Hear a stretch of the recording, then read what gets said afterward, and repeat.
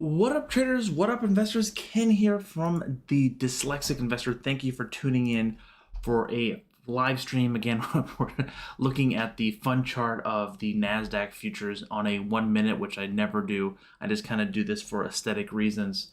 But yeah, we're basically flat coming into Sunday evening.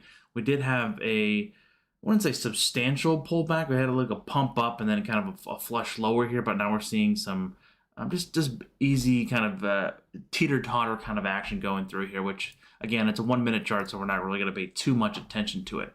The one thing I did forget to do is open up Epic Pen so we can kind of start drawing some lines here and kind of running through. So if you got any stocks or anything on the forefront of your Abdullah Obligata, go ahead and you can put those in the chat as well. And again, if you haven't already, please, if you don't mind, telling your mother you love her and you actually hit the like button as well.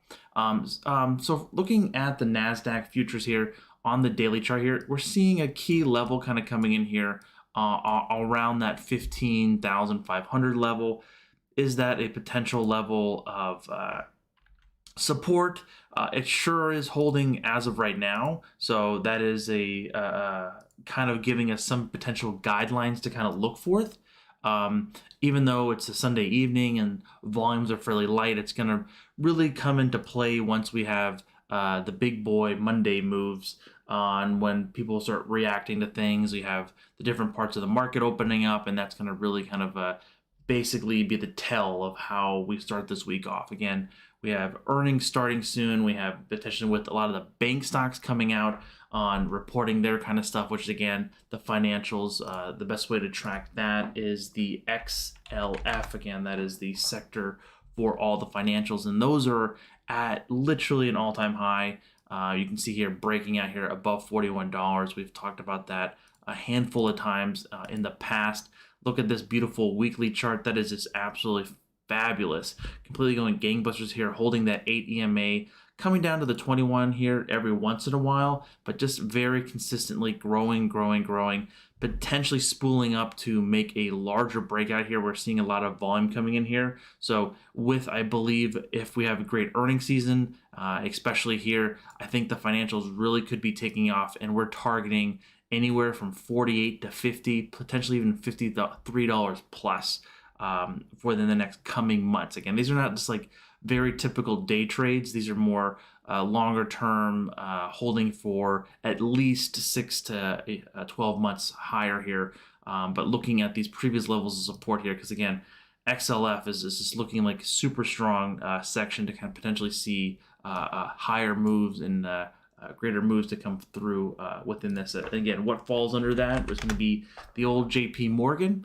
Those punks over there. We have the Bank of America as well. Again, all kind of having that same kind of pattern playing out with a pullback and then almost like a cup, potentially with a handle kind of breaking out here. And we can see this potentially try to make a push higher here on that front.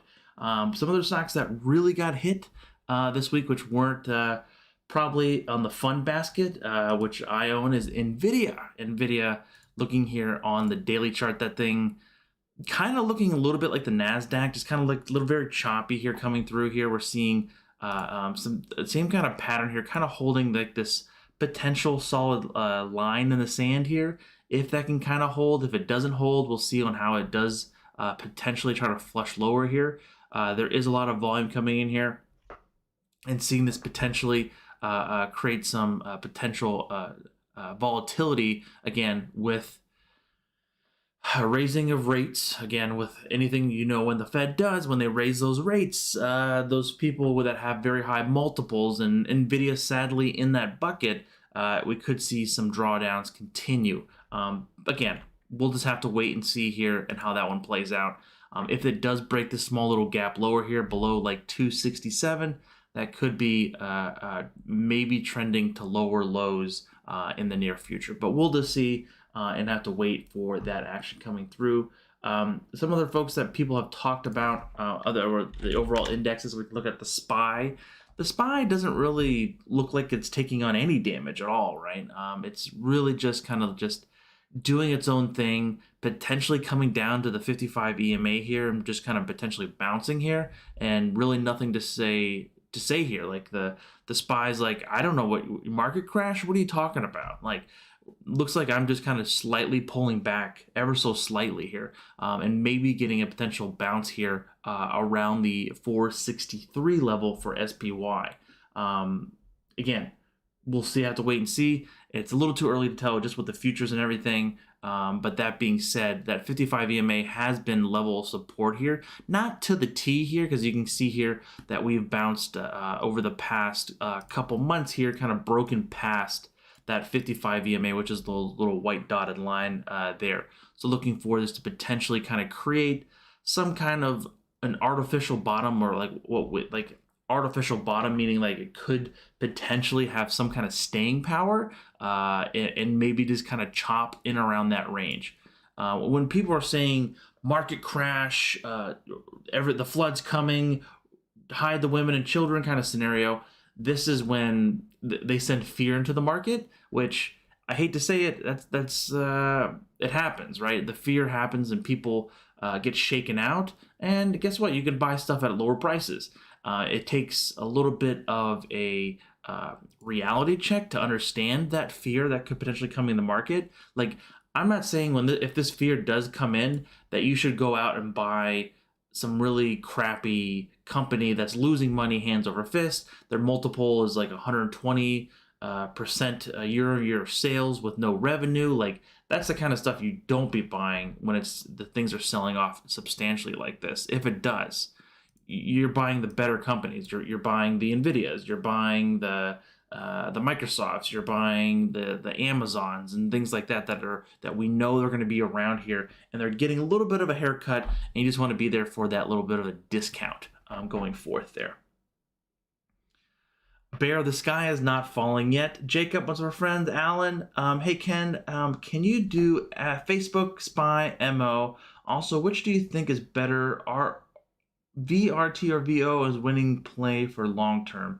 Let's start with the second question first, because I'm weird like that. VOO is going to be the Vanguard fund. I just think the VOO is going to be your best bet, because I think that is the one that is just, again, the compounding year over year. I'm not too sure on, this is the total mark. Yeah, they both basically look the same. I'm pretty sure the fees or the expenses are the same there. It's something to be very interesting about, just to kind of see what the expense rate is for each of the fees. I'm sure both of the ETFs, I'm sure it's going to be substantially like 0.05% or something like that, something crazy low on that front.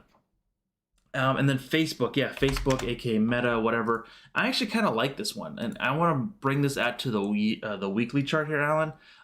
This thing has been beat up at times. You can kind of see here that previously I've kind of highlighted this little chop box, and that was like 19 to 2021. Like, it really didn't do much, and then it kind of just broke out, even though it was having a hell of a time in court. Everyone was just making fun of it. They pivoted. They changed the name. They got a new identity. Don't look over here. Don't look behind the man behind the curtain. I think that this is definitely going to be chop for some time. So maybe that 350 to 310 kind of bouncing around here. But if we do get to see, again, with earnings coming out fairly soon, in like, it looks like the big end of this month, we could potentially see, again, I don't know if it's going to go up or down because I can't tell the future, but with that potential earnings usually creates volatility, if you don't know, and that volatility could be a potential buying opportunity if the news is not too bad, if that makes sense. SPY we kind of did, but we can kind of take a looky-loo.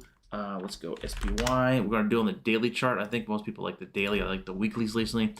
SPY, again, we were just talking about potentially maybe bouncing off the 55 EMA here. So it's going to be around that 463 to 462. If that doesn't hold, like we said, that potentially could break lower here. But again, that's really going to be coming down to what the narrative is and how much fear is in the market. And the great way to look at that is going to be looking at the VIX. Next one is going to be MO, which is, I think, a healthcare play. I've looked at this one before. Excuse me. A very kind of choppy here. I want to zoom out to the weekly side. I don't know where I got these. levels from here. So basically, yeah, it's interesting play. A little chop from rather than my liking here. Potentially some level of support here on 40-ish $2 here. That's a Fibonacci sequence here at the 50% mark. You can kind of see here that with this level here, the breakout there and the resistance there. So that is a potential high level of looking for potential, excuse me, I have burps and sneezing here, coming through and potentially being a very support level or resistance level. So that's a very nice inclination here. To the upside, we're looking for potentially $52.12, which is the 78.6 Fibonacci retracement, to potentially be some floor or a level of resistance there. So hopefully that was helpful there, Alan. I greatly appreciate your ongoing support. John, what's up, my friend? I heard this Wednesday starting at 8:31, some Pentagon advisors said this last Friday, market crash. Oh, really? The Pentagon, the CIA is behind the stock market crash. Wouldn't surprise me at all, right? Wouldn't surprise me. Interesting stuff. I hope everyone's doing well, John. Hope you're doing well. Again, guys, if you haven't already, if you hit that like button, greatly appreciate it. A lot of the other commentary that I'm getting on is ARK, of like, WTF, what is Kathy doing? She's an imbecile. She doesn't know what she's doing. I think you have to give the person some space. If she's saying that her fund is like a 3, 4, 5 year plan, give her 4 or 5 years and then reevaluate it.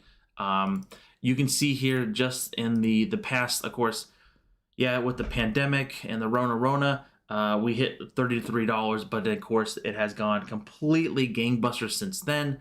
I only honestly believe that is just because of the rise of Tesla and a lot of the people buying into the ETF as well.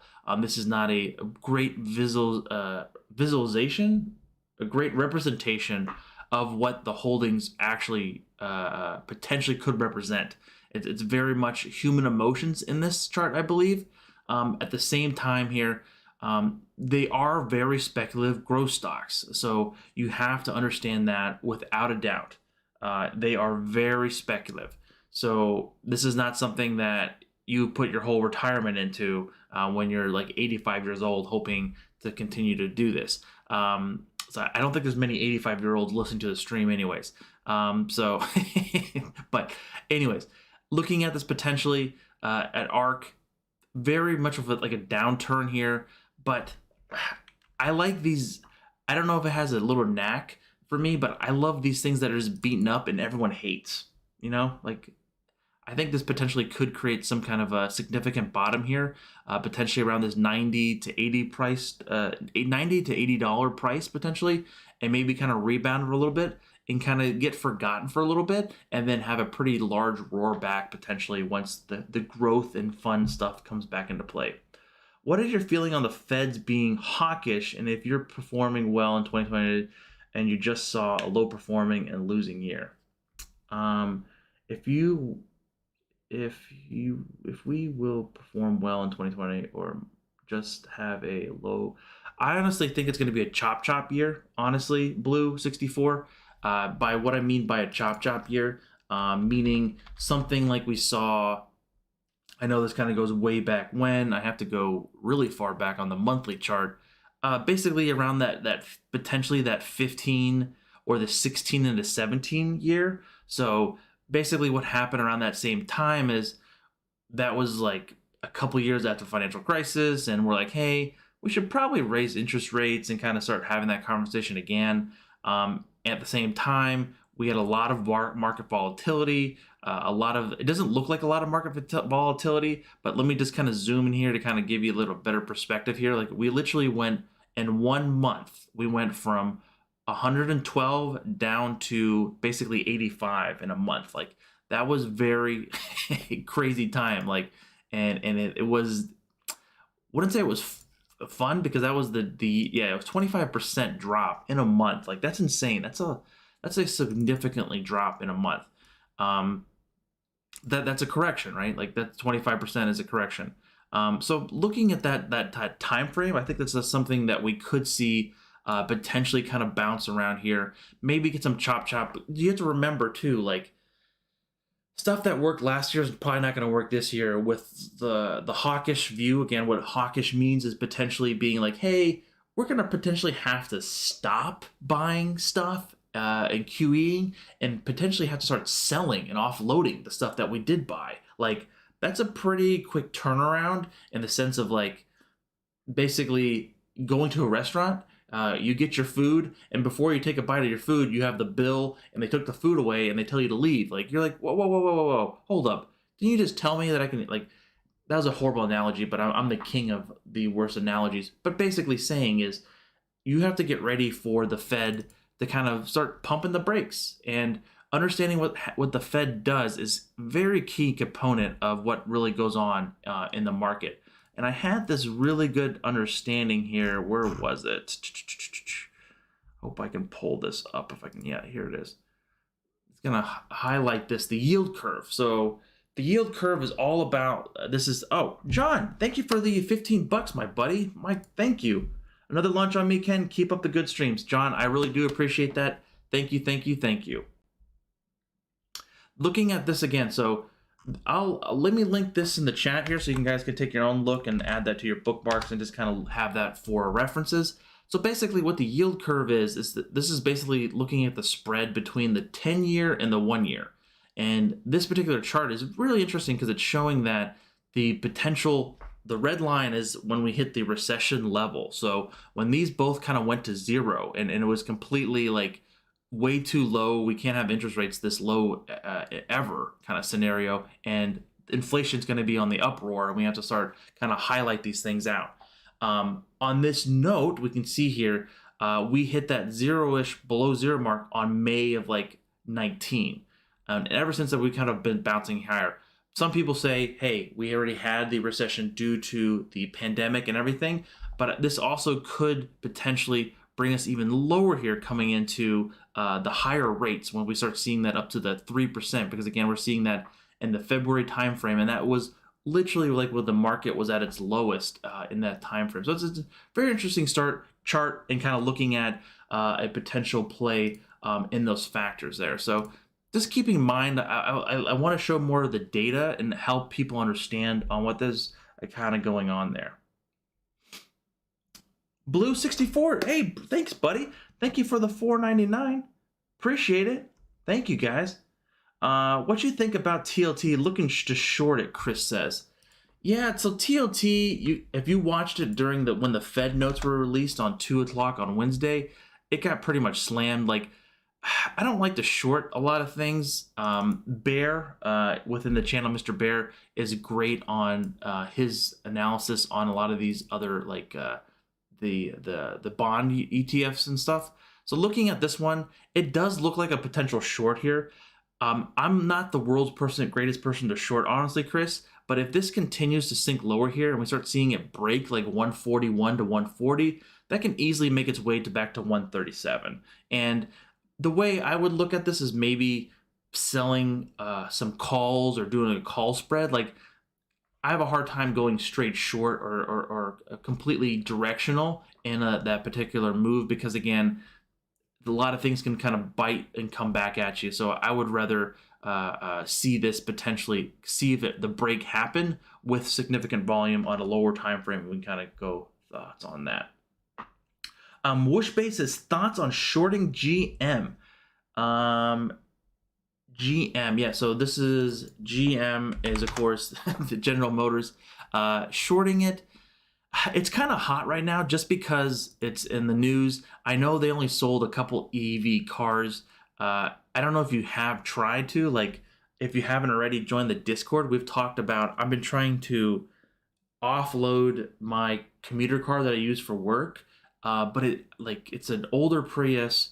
I can still get high premium for it, but to trade it to something else is just a wishy-washy scenario for me. But with GM, your thoughts on shorting it? It's kind of difficult to short something that's basically made an all-time high just this last week. So I'm a little bit more hesitant on that, honestly. And maybe potentially if you're doing if you want to protect your longer position, maybe sell some calls against your stock if you're into that. Like you're doing almost like a protecting potentially somewhat to the downside, but you're going to be limiting to the potential upside here. Again, coming into earnings, it's always a little wishy-washy, no pun intended on your name. But yeah, it's going to be a fun thing to kind of watch this. Again, it's the memes against Tesla and GM is just hilarious, right? Like it's quite funny and to see how the President Biden was congratulating and giving a big pat on the back and just so happy that GM is the forefront leader in the EV market, and Tesla's like in the corner of like, so it's like, what the hell are you talking about, dude? Like, are you serious right now? What universe are we living in that you think GM is the forefront leader? But I can go down a rabbit hole and just talk about that shenanigans for quite some time. But yeah, I wouldn't. I'm not the world's biggest fan of GM cars or anything like this, but the stock does look fairly strong here going into earnings. Gmail going downhill, in my opinion. What do you mean Gmail? Like Gmail, the messaging device? Why is Gmail going down? Explain, John. I don't understand. Maybe I'm missing something here. Let's see here. So talking about a lot of those growth stocks, like a growth stock that's I think is relatively strong, Adobe, right? Adobe had a very high multiple. Looking at this potentially being a huge market leader. Again, there's not really too much competitive. It has a really nice moat. So what we mean by a moat is basically not many people in the industry has a high subscription rate like Adobe. Like who else does a really good job on video editing, Photoshop, all this kind of smorgasbord of stuff? Adobe is kind of the market leader here. And you're seeing it really kind of sell off due to what? Due to the yield curve and due to potentially higher rates. So it's going to be harder for them to borrow money. That's going to be potentially limiting their growth because it takes cost to acquire, to spend, and all this kind of stuff. So it kind of just shrinks their potential earnings moving forth. So it doesn't mean that it's a terrible company. It's just getting re-rated. And this potentially looking for some level of support kind of coming through here. So on the weekly side, it has definitely broken downward past the potential trend line that we saw here. So again, we saw that potentially hold here from that previously swing lower again from 2020 in March. Kind of clearly broke through that. So that trend is gonna go. So that is no longer good in the hood. But that being said, that doesn't mean it's gonna go all shit's gonna go to hell. But we can look at a very short-term Fibonacci extension from the previous swing high to the swing high here. I think this $500 level potentially could be some kind of significant level kind of holding here. Because again, it had a great quarter. It made a lot of money. But outward looking is going to be something that you have to be very careful about and seeing how this one plays out. If it does break below that $500 level, we're looking for 480 to potentially 460 to kind of be leveled that next level here. But we'll see again, really going to be a large tail on how the overall market kind of transpires, especially in these high growth stocks. And again, Adobe is not a SPAC name that went public and is kind of going crazy from that fact. So it's going to be a name that's been around for a while and has some kind of staying power. You're seeing that as well with CRM. There's so many folks pushing CRM. I don't know if they got a letter from JP Morgan to push it or something like that. But this is the same kind of scenario where look at this huge market top, right? Like huge expectations here that crushed it. And now it's kind of coming back lower here. We're seeing kind of bounce here. We're looking at that $228 level potentially, maybe even going back down to $220 to $215. Those are all reasonable prices that we could see a potential significant a bounce come into play for these stocks. Vince is asking for, have we did Alibaba? No, we have not. We can look at Alibaba. I was going to do a video on Charlie Munger buying pretty heavily, doubling down back on Alibaba. You're not going to hear me say this quite a lot, but I kind of liked Alibaba play. I like the potential that it has, even though China it can ruin things at any time. But I think I think the damage has been done, and you can clearly see that on the stock here. This thing has been absolutely crushed here. This has just been a, I don't go skiing, but this is like a double, triple digit, quadruple, infinity diamond class. That's a diamond right there by FYI. Diamond class rated slope. Like this is an insane amount of potential downward movement here. That being said, with the potential turnaround and maybe the selling pressure stopping here, we potentially could get some level of floor support because again, this thing has been completely gutted and left out to dry. Yeah, just remember, Whoosh, those indicators are only tell a small segment of the story. You have to kind of combine multiple. The biggest thing that I've ever learned from charting or anything like that is, yes, I've played with a lot of the indicators and things like that, but the biggest indicator of them all is price action, okay? Price action will tell you everything. It doesn't matter anything else besides price action. Yeah. I see you're not a fan of going short, but what are your thoughts on inverse ETFs then, like SQQs? I'm not a fan of those as well, honestly, Chris. If I want to hedge my positions, I will potentially, in the short term, buy like VIX calls, but that's more or less what I would do. Or if I have a larger position, I will just sell some calls against it. You're very welcome, Chris. I'm at GM, not Gmail. Slow mode is on, so damn autocorrect and CEO is not cool. Yeah, CEO is not cool at all with GM. Long time, Ken, can you see PLTR? Yeah, so PLTR is falling into the bucket of that re-rating, sadly. I have to always thank Alpaca here for literally pinging me and DMing me like, hey, Ken, you should really look at PLTR. And I looked at it. It was very interesting. I liked the play and got in super early on this one. Fantastic move. I got to thank him so much for that. And paid off a lot on that potential super high market move there. So I want to thank him for that. All the time when I hear, especially with PLTR, I just don't stop thinking about Alpaca when I speak of PLTR. That being said, here we are definitely in again that re-rating mode. Again,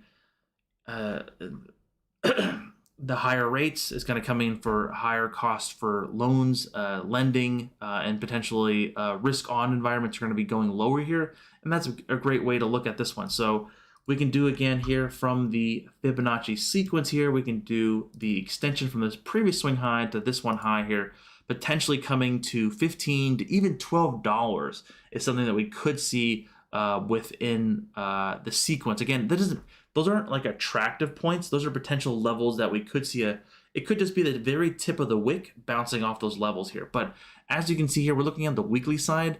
That 8 EMA is not looking healthy. That's still pointing aggressively down at like 45 degrees. That is something,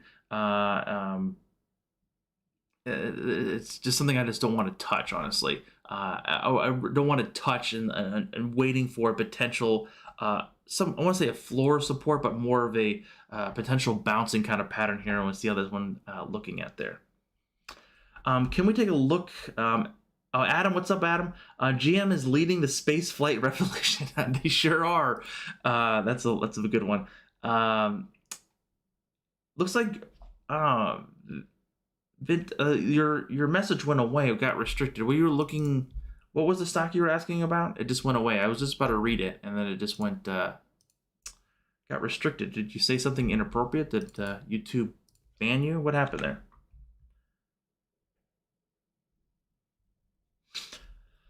What's my play that can hedge against interest rate increases?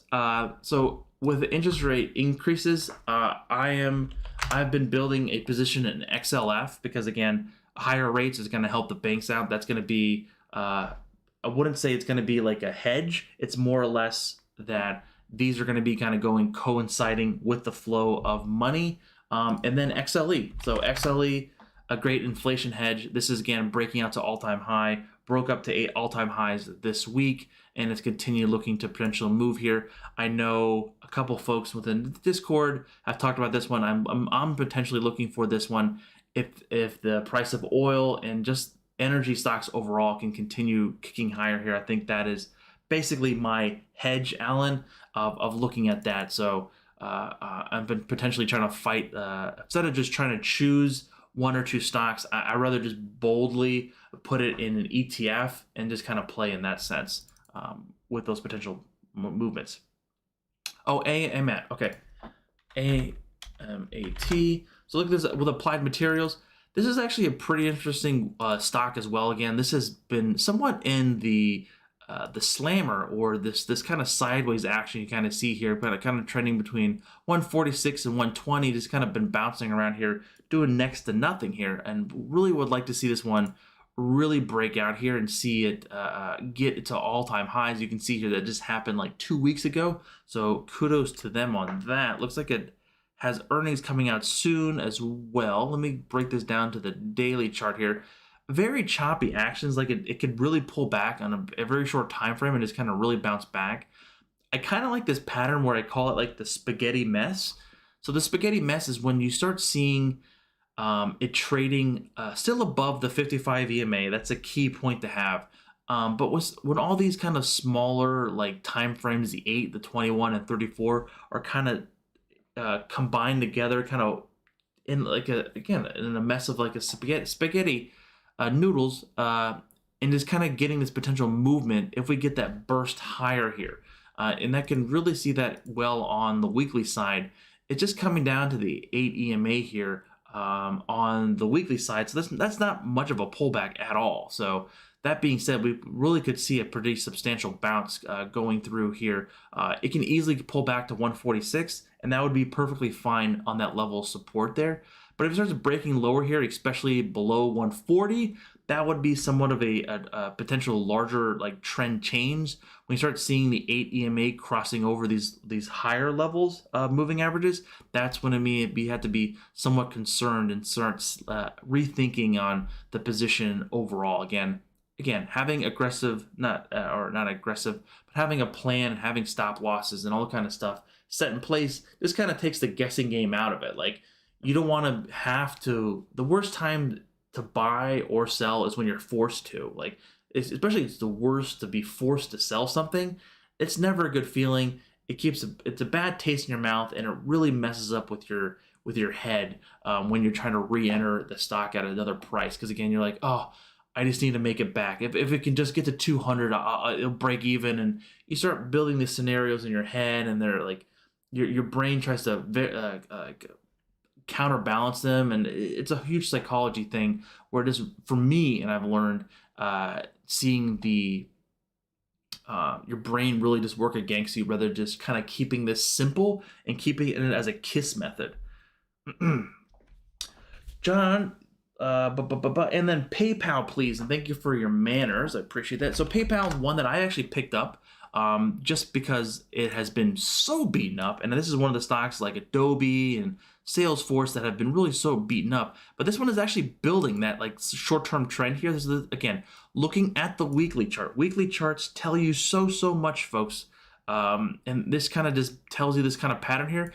It's tight. It's tight like a tiger here. It is potentially trying to find some level of support around 185-ish. I like that pattern here. The 8 EMA starting to kind of slowly curve to kind of level off and become more parallel with the other EMAs on the longer time frame. I kind of like that. And seeing less of these large red candles here I'm also a fan. That doesn't mean that that PayPal's out of the woods and they can't just take a bigger, larger dump further down to like below 180 to even that 170 range here. I'm not saying that can't happen. I'm just saying like, hey, my risk right now, I got in around 180-ish. It's looking like it's holding. It's performing well, but we have to just revisit every couple days, every week, depending on what your time horizon is. This is a longer term trade for me, or investment, and that time horizon of just like, hey, let's just kind of keep it in around that 180 range, and we'll revisit it once it starts breaking below that. And that's what we need to look at. Again, it's really going to be tied to the overall market as well. If the NASDAQ is selling off and going completely down, definitely going to take PayPal with it. John says, I have some Teladoc I'm thinking of dumping tomorrow. It keeps going negative and in the hopes of succeeding to increase stock price. Yeah, I don't know. I wouldn't put all my eggs or my understanding of just because of Rona on TDoc. I think TDoc overall is a good company. It has a place. Definitely, it went explosive. It went like a hockey stick, right, John? Since the outbreak and the pandemic, but it's getting re-rated. I know this is a very large Cathie Wood stock. If you correct me if I'm wrong, John. That being said, here it is kind of that same kind of pattern here. It's still looking like it potentially could fall more. I'm not saying this is a bottom in place here, but we could look at the swing on this very typical swings here. So yeah, that 86 price target is potentially some level of support here. It's looking like, again, that doesn't mean it has to be fully there, and seeing the potential market move going lower here. It can maybe hover around this 80 to maybe the lower 80s for some time. If it's breaking below that, again, we're not seeing some kind of consolidation and breaking of these wicks here. So if we start seeing this really kind of start crashing, breaking the low here and seeing very larger red candles and just sell, that's going to be something I don't want to be a part of and not looking at. But again, I'm a fan of Cathie Wood. I'm not going to be putting, I don't think that she's the holy grail of anything. But I think that this stock could make a rebound in a number of years. So this is not just something that's going to be coming back as a trade, in my opinion, John. Adam saying, I love Ford, the second favorite EV truck behind the Cybertruck. Did you hear about their possibly not allowing owners to resell their vehicles for 1 year for after purchase? Oh, wow. That's interesting. I didn't know that. That's really weird.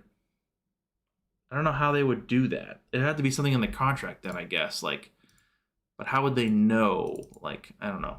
That's interesting. So again, John, back to this one here. Again, that Teladoc really dumped off here. Again, I think we maybe can find some level of support here potentially. But again, it's really going to be tied to the overall NASDAQ and the tech sector and how they are reacting to the overall market.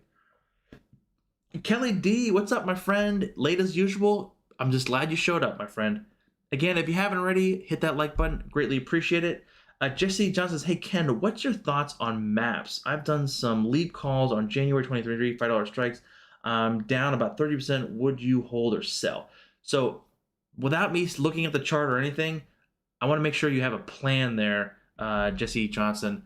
I've never heard of MAPS. I've heard of Google Maps, but not sure what this is. This is definitely not a good looking chart here, honestly, Jesse. This looks like it was a newer IPO. I don't know. What do they do? I need to know. VM is a formerly known as Silver Spike Acquisition Company. VM is a technology and software industry provider to provide cannabis industries. The company offers platforms for customers to build software solutions, facilitating learning through partnering with subject matter experts. I have no idea what the hell that is. Maybe you can give me a quick elevator pitch on what they do, but this is definitely something that is not a great looking chart here because it just, again, it's not getting above the 55 EMA. And with his last earnings, huge gap lower here, and it's just a tale of just selling here going through. Maybe could it have a turnaround? I don't know. I don't know on what's really driving this lower. This is clearly some kind of fundamental story that's going on here, or it's in a market that is just completely getting obliterated. This is what that story is looking for at this level. And the floor support, it can go to zero, right? I don't know if it's going to zero, but you're about $5 calls all the way out into January 2020. So let's look at that on January calls. So there's not too much action going on here. On these calls here, so there's not that much open interest. So the $5 calls, especially these are the ones you're probably holding, probably got obliterated already. Again, they're calls, so and again, this stock has been very volatile and it's been down quite a bit here. So if you had a stop loss in mind, just be very careful and kind of listen to yourself on that front. Again, this one I would not want to touch this one, to be quite honestly. I would need to know more if I buy calls a year out, I need to know more of the fundamental story. Let's look at this one. 40 says JDBA is the turnaround. I think so. I want to say maybe. So JD, Alibaba are both kind of coming into a potential swing lower here, and maybe just a potential, maybe it's just a bounce play. I'm not sure. We can maybe see it bounce here. With JD.com here, we're seeing a potential here. Looking at the weekly chart tells a much better understanding here. That 61.50-ish range, we've seen a bounce here before. So if we do see a bounce here, we're going to be looking for at least it running up to $79 to $80-ish. But again, if that bounce does not hold and we're seeing these large red candles like this, I don't want to be a part of that. I just cut it out and let's get out. On that front, again, we did see a higher than average of selling of last week. So something to look out for. So the last time we did see that, we saw that, what day was that? It was right here, and we saw a little bit more of a kick higher here. But so who knows what's going to happen on this one? I'm in the camp of maybe a trade here with the Alibaba and seeing it maybe hold here around that 120-ish range, and maybe seeing it kind of kick up to at least that 148 range if we do get a significant market move higher here. But again, that's really going to be tied to positive news and people, the fear of higher interest rates and just everyone just going to complete chaos. Again, it's going to be a little bit more of a niche kind of potential bounce if we do see those kind of perfect storms kind of come together to see that come to fruition. So I actually should have made a video on this, but there was a large buyer of FXI calls. So someone bought like $4.1 million worth of FXI calls. I believe, when did they buy those? I think I posted it. Let's see here. I think it was like May. Yeah, I think it was May. Let me look at May. Let's see here. May. Yes, here it was, right here. Look, someone bought the $40 calls. Look at the volume on Friday. 42,000 calls, okay? Someone is really looking for this potential bounce kind of coming in here. So this is better looked at this chart right here. Oops. Where is it at? Go to the Uno, 5 minute. So you see that huge upsies here on coming into play. Let me go to the 1 minute chart to tell a better picture. Huge move up there on the volume bar, which is for some reason not showing on the average level here, but seeing it really kind of pop up, very significant on that level. So that's not going to be the only tell, but this is something to kind of keep an eye on that front.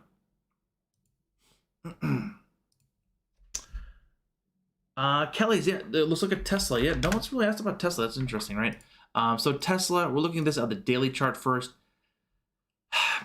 Again, this is a tale of Elon selling, right, or whatever's going on there. He said he's done. So that 1,200-ish price is basically that floor or the ceiling of where we want to get back up to, right? Are we going to get it back up to that? Possibly. We're seeing this again with the re-rating of these very high growth, fast moving kind of companies, which Tesla is a part of. If we start seeing it break below that $1,000 level again, we can easily see it break to $900 again. And $900 was a level which we saw a significant bounce coming into. So what I mean by a significant bounce, like look at this, we bounced off that level and we actually gapped up into it. And we saw it very heavy momentum kind of come through. Again, this whole chart right here is super choppy here. This is not something that's it's gonna be hard to kind of time things. There is no trend here, to be quite honest here, okay? There is no trend. We're just looking at potential buying levels on the sense of previous levels of support, previous levels of interest, again, on volume, and of course on the Fibonacci tree. So how could things pan out? You kind of see some of my price alerts going through here. Potential some price alerts that we could do is some Fibonacci extensions here. Again, $987 could be a level of support if we do bounce. Even that 927 and that level around 850 as well. So those are some pretty significant levels to kind of keep an eye on if Tesla goes lower. If Tesla wants to bounce and stay above that 1020-ish level, we can easily see it run up to the 10,000 or 1071, or even back up to plus 1100. So it's really going to come into play. That's why it's super important to keep an eye on of the overall industries as well. Because again, Tesla is a very large component of a lot of the S&P 500 as well now. So a lot of larger, bigger money managers are going to be involved in this stock than they were previously before. Angels of Avon Balloony. I don't know what that means. You're welcome, my friend. You are welcome. On the Alibaba and JD potential turnaround. So I'm saying potential, but just like it's just having interesting facts and data on your side. Like it's just not strictly just looking at it on your opinion pieces. It's good to have some confidence and some understanding of why it potentially could happen, and having some factors of explaining on what the reason behind that as well. Other couple highlighted stuff that we want to talk about. Let's see. QCOM, I don't know if Ryan's on, but QCOM has been absolutely gone gangbusters here. Very much of again, this is on the daily side, making crazy all-time highs this past week here, almost hitting 200 again. Looking for that 197 to $200 potentially being market from that level there. But yeah, we'll see on how that one plays out. This is definitely something to keep a really good eye on. The Great Depression was the auto industry. I see what you mean now. Okay, Adam, thank you for the $10. Wendy's double burger on me. I appreciate that. I'll take Gigi and we'll get a nice little treat there or something like that. Maybe get a Frosty or something. I appreciate that. Thank you, Adam. And if you guys people don't know, Adam is my brother, so give him some love as well in the chat. Let's see here. What else were we looking at? What was another interesting stock that I had on my list here? Nikola. No one's talking about Nikola, right? let's stay away from that one. The VIX. So VIX is the fear gauge. Was it Well? Yeah, Well. This is it. Well Tower. So what does Well Tower do? Well Tower is basically it operates and manages senior living homes. Those were definitely hit pretty hard during the pandemic, and they have learned a lot of lessons, and they've learned how to control cash flow. So talking about a potential safer kind of dividend play here, I think Well is going to be a little bit of a good play here, especially on the longer term time frame. We're coming into where it was post pre the pandemic, but post what's going on here. That is definitely something to look for. I think that we can easily potentially break around 89 and easily make to 93 within a very short period of time. Again, that's if this market was up while everything else was down. So this is something that I would be looking at to potentially kind of create some potential level of like not putting my whole portfolio in it, but having a small chunk of it in there.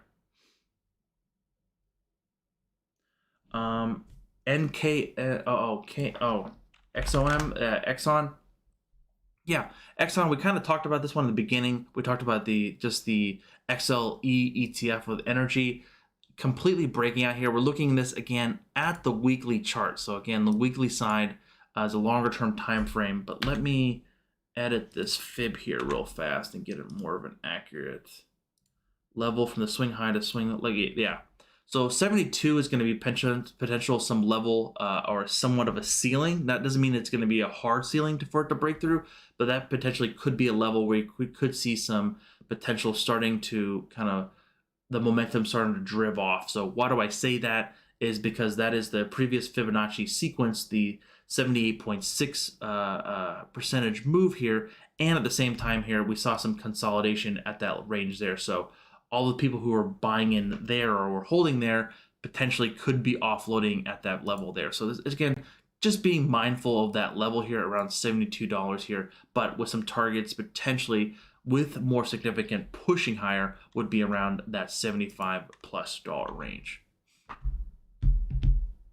Kelly, GM, yeah, we did talk about GM, really not much to talk about. When we talked this one way back when, I believe in 2020, on how it was consolidating here, and even in this time frame here, I was actually buying GM here just a little bit as a trade, and I mean it was a very small trade from like 50 to like 55 or something like that, 54, seeing that potentially move higher here. But it's definitely, it's looking strong here, even though I don't share the enthusiasm and what they're doing within the EV market. I don't think it's completely insane. Like, so GM is the one who just what was the truck they just delivered, or not delivered.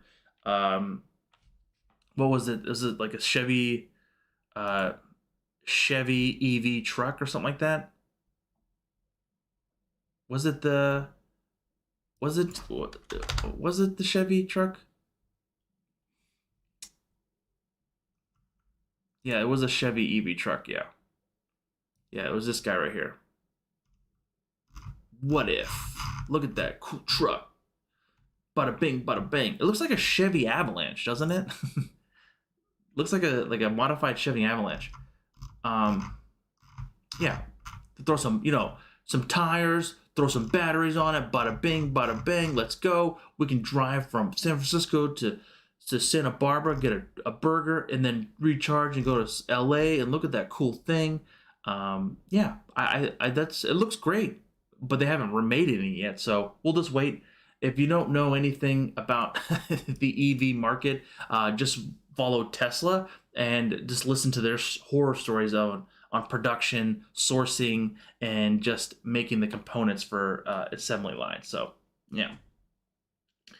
Deep value investing say naked shorts will get me trapped this year. Yes, definitely. Be careful with that one.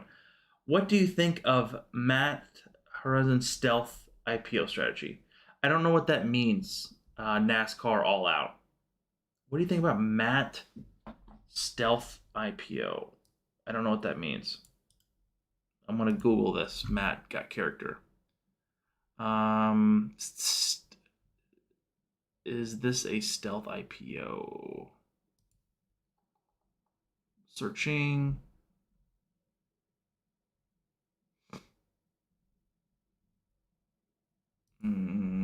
Not sure. IPO Warriors is posting this. We talked about this in the past. Stealth IPO, small, low float, under the radar IPOs runs by a small group of underwriters as a boost to securities. F1 filing. The IPOs debut unannounced, usually between $4 or $5, floats at 5 million, and they proceed to get halts and violations of. Okay. I'm guessing. So this is. Is it a stealth IPO if we're all talking about it? I don't understand it. I'm not sure. I've heard. I don't know. Like, I guess by unannouncing it, they're not having a huge parade. They're not going around the NASDAQ exchange, or I mean the New York Stock Exchange. They're not ringing the bell. They're not interviewing on CNBC. Is that what the stealth play kind of is? Silverado, yeah. Thank you, Kelly. Deep value investing. Have you seen the Roaring Kitty portfolio? 2020 seems spicy. I have not. What is Roaring Kitty buying? Is he still on YouTube?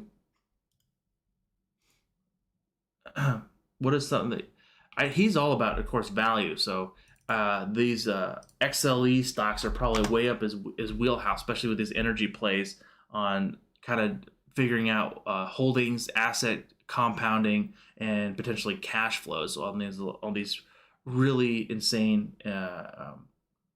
energy companies, especially the oil basin kind of companies. And if oil stays continue going higher, guess what? Oil companies make a lot more money. The refiners get more money because they're producing a lot more at a higher inflow.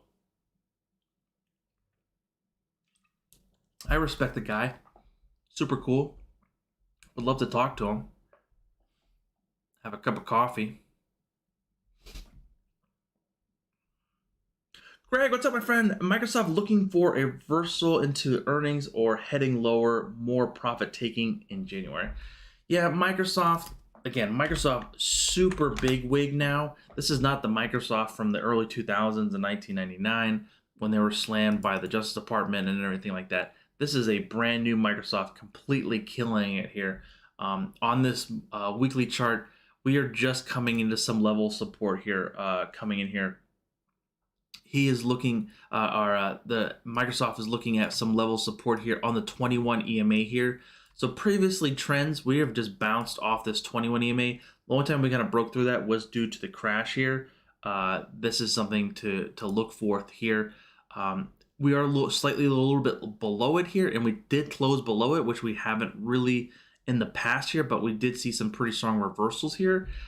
That being said, I'm going to kind of go to what the trend was and kind of potentially see if it goes, even though the overall market's super scary of the potential market downturn due to higher interest rates. So if that does happen, we're going to have to reevaluate and kind of go from there. But with the NASDAQ potentially kind of having some kind of floor support in the next couple weeks, maybe we want to kind of see again, look, the NASDAQ's positive. It's up 27 points. So this is definitely something to look out for and potentially see this one rally with the NASDAQ. Because again, Microsoft is a $1 trillion plus company now. I have screenshots of about 50 of his top picks. They're right, just good value stocks. I think you can 100x with his picks. Yeah, I think he's a smart guy. I would love to interview that guy. Love to talk to him. Easy money is over. Yeah, I think for the most part, like, I think easy money was over when SPACs kind of start dwindling. The theory is wealthy Chinese investors are using these low float IPOs as a vehicle to funnel money out of the communist China. Oh, that's interesting. I never heard of that.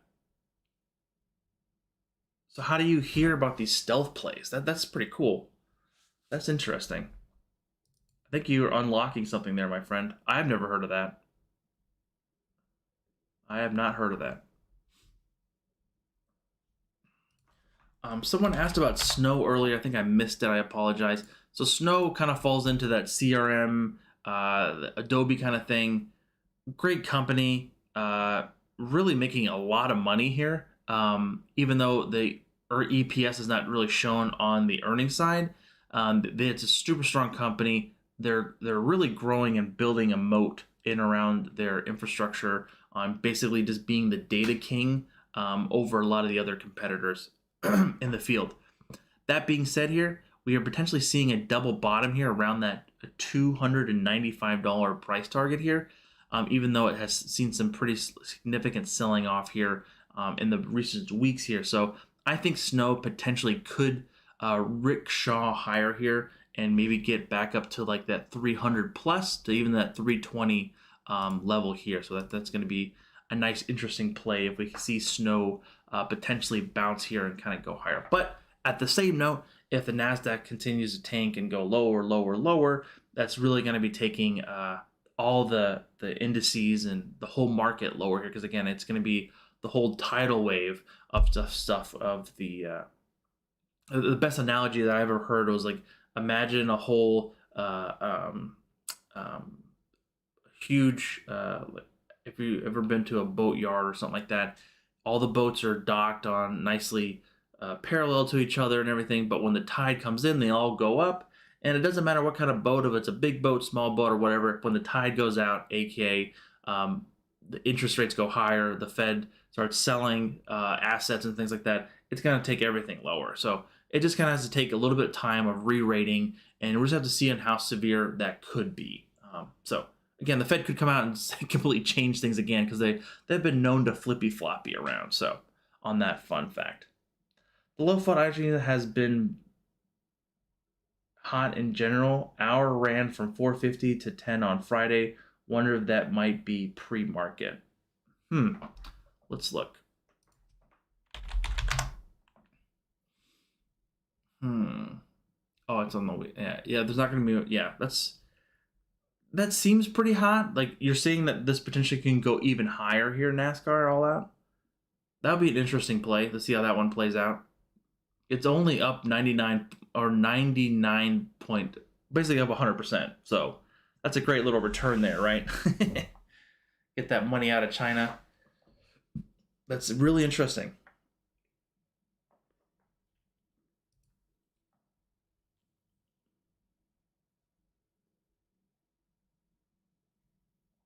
Yeah, I've never even heard of this. And toys, electronics, assets, identifying gaps. Yeah, that's super cool.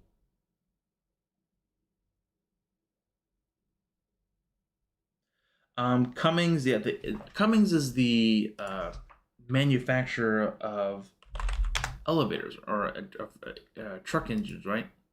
This is I like this chart. Let me look on the weekly side. I really like that. That's interesting. I like that. So looking at the chart here, potentially looking for, again, swing high to swing low here, where potentially could see this. It needs to break above 240 here to really see some more of that bullish play out here. But that hit that level of support around 209, the 144 EMA on the weekly side, and this 618 here, the Fibonacci sequence from the swing high to low. That's a pretty beautiful pattern here. That is a very high level of support kind of coming in here and seeing that kind of catapult higher. Great pick there for sure. AMD, same kind of thing in the sense of, or not same kind of thing. This is the same kind of thing like previously we talked about these high growth kind of stocks that are being re-rated. Let's be honest here. These semiconductors are, most people don't quite understand on what the hell they do. They have no, they see someone, they see Lisa Su hold up a processor and say, hey, this thing is flipping fast, ladies and gentlemen. And people are like, ooh, and they don't quite understand on exactly what that thing can actually do in a data center, and a GPU chip, or just in a straight laptop to be able to process things using less energy and all these kind of stuff. Like, it's quite remarkable on where AMD has come from. Like, if I just held my AMD from years and years ago, I would have been a very rich man. But we're not going to go down that story again because that was not a fun. It's slightly still triggering in my brain. With this one here on the weekly side, a little choppy here in the short term, but it's still potentially like it's near its all-time highs. By near, I mean it's like $30 away, but it's still 32 to be precise. But it's still an interesting fact here of it's still above the 21 EMA and the 34 EMA because, again, that thing has run quite a bit in the last coming months. Maybe just kind of cooling off here and just kind of going from there. All right, let's go take a look. Look at this. Look at the NASDAQ. Look at the NASDAQ. Oh, my gosh. Look at the NASDAQ. Bear, where are you at? See the NASDAQ? Look at this thing kind of bouncing off the floor here. So we talked about these two levels here. Everyone has been super negative here. This potentially could be, again, this doesn't mean this is going to come making all-time highs from this level here. This can easily potentially just go up to this level here around 16,000 and kind of fall back down here, right? Okay, it's a positive push.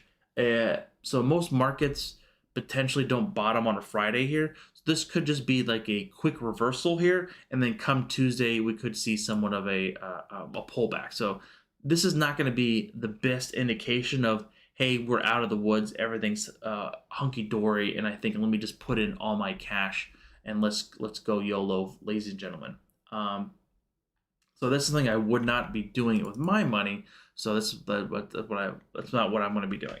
I'm attempting to track every 100% intraday runner in this market, screen capturing these moves. 9 stocks have had 100% moves so far in 2020. Oh, so how are you finding these IPOs if they're not publicly announced? You're just kind of picking a couple of them that were in that range here, and you're potentially just kind of playing in that sense. That's interesting. I really appreciate you sharing that there, NASCAR All Out. I'm more of an F1 All Out.